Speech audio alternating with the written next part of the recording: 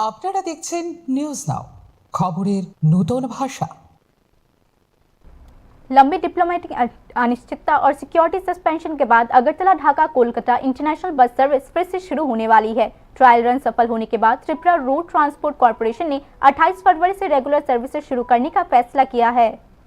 लंबे समय तक रुकावट के बाद Agartala Dhaka Kolkata international bus service फिर से शुरू होने वाला है।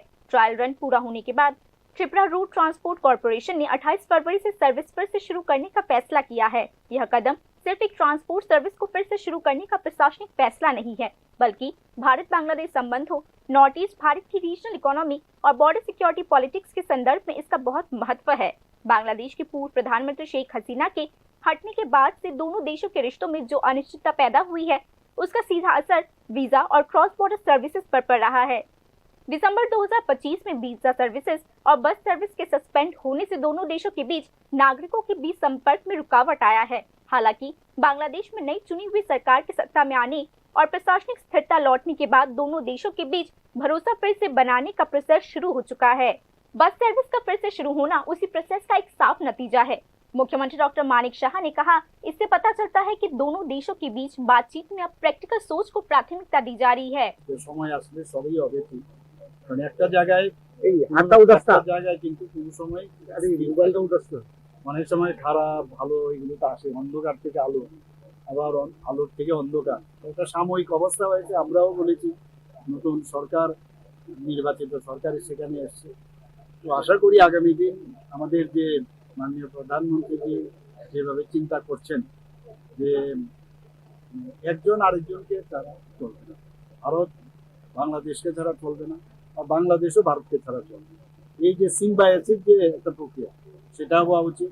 এটা ভালো, এটা শুভ লক্ষণ যে আবার নতুন করে চলার যে শুরু হয়েছে, সেটা আগামী দিন অন্যান্য যে বিষয়গুলো আছে সেগুলো আমি আশা করি সেটা।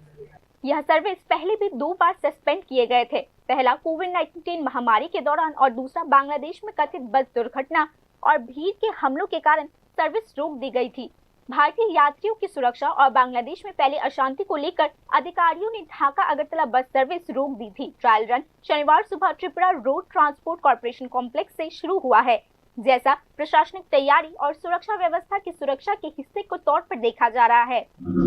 দীর্ঘদিন যাবত আমাদের ঢাকা আগরতলা ইন্টারন্যাশনাল যে বাস সার্ভিস ছিল, সেটা বিভিন্ন প্রতিকূল অবস্থার কারণে সেটা বন্ধ ছিল। এর মধ্যে বাংলাদেশের সংসদ নির্বাচন ইতিমধ্যে শেষ হয়েছে, তাও জানেন। ইতিমধ্যে আমাদের যিনি মৈত্রী বাসের অপারেটর, বিশেষ করে মহাদেব দাস সহ অন্যান্য অফিসাররা আজকে আগরতলা এসেছেন এবং তারা 2-4 দিন আমাদের international bus service Dhaka Agartala তারা ট্রায়াল করবেন। আপ টু 27 তারিখ অব্দি ট্রায়াল করার তারা সিদ্ধান্ত নিয়েছেন। 28 তারিখ থেকে আগরতলা থেকে ঢাকা হয়ে কলকাতায় সার্ভিস চালু হবে এবং সেই সঙ্গে মেট্রোবাসকা আমরা আপনাদের মাধ্যমে জানাতে চাই যে আমাদের যে ভিসা হাই কমিশন মানে আগরতলা এবং ঢাকা যে ভিসা হাই কমিশন, তারা ভিসা অফিসগুলো ওপেন করে দিয়েছেন, অর্থাৎ সরলীকরণ করে দিয়েছেন। ভিসা পাওয়ার ক্ষেত্রে আর কোনো প্রতিকূল অবস্থা থাকবে না।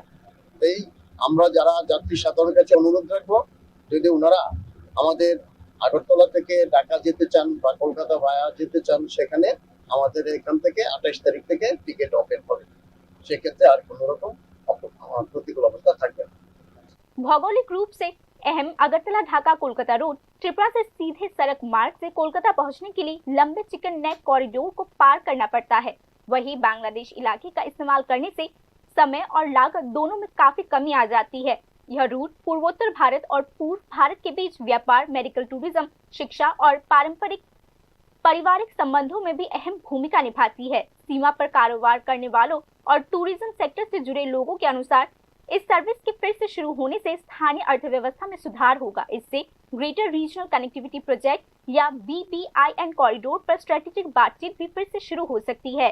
कुल मिलाकर अगरतला ढाका कोलकाता बस सर्विस का फिर से शुरू होना सिर्फ ट्रांसपोर्ट इंफ्रास्ट्रक्चर का रिवाइवल ही नहीं है, बल्कि यह दोनों देशों के बीच भरोसा फिर से बनाने, रीजनल कनेक्टिविटी स्ट्रेटेजी के री-एवैल्यूएशन और नॉर्थ ईस्ट इंडिया में आर्थिक हितों को फिर से जोड़ने का एक जरूरी इंडिकेटर भी है। अगर हालात स्थिर होता है तो यह फैसला ज्यादा रीजनल इंटीग्रेशन और सब रीजनल कोऑपरेशन का एक मजबूत सिंबल भी बन सकता है। Bureau report, news now.